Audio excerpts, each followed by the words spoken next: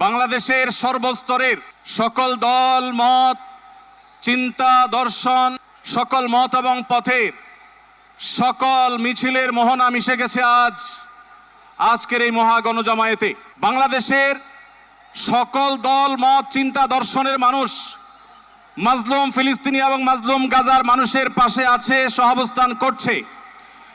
এক কাতারে দাঁড়িয়ে আজ বিশ্ববাসীকে আমরা দেখিয়ে দিতে চাই, আমাদের মধ্যে বিভিন্ন বিষয়ে চিন্তাগত মতপার্থক্য ভিন্নতা থাকতে পারে, কিন্তু মাজলুম ফিলিস্তিনিদের স্বাধীনতা, তাদের অধিকার, গাজার মানুষদের বিরুদ্ধে জুলুম বন্ধের দাবিতে আমরা প্রত্যেকটা বাংলাদেশের মানুষ ধর্ম বর্ণ নির্বিশেষে আমরা প্রত্যেকে তাদের সাথে সংহতি প্রকাশ করছি।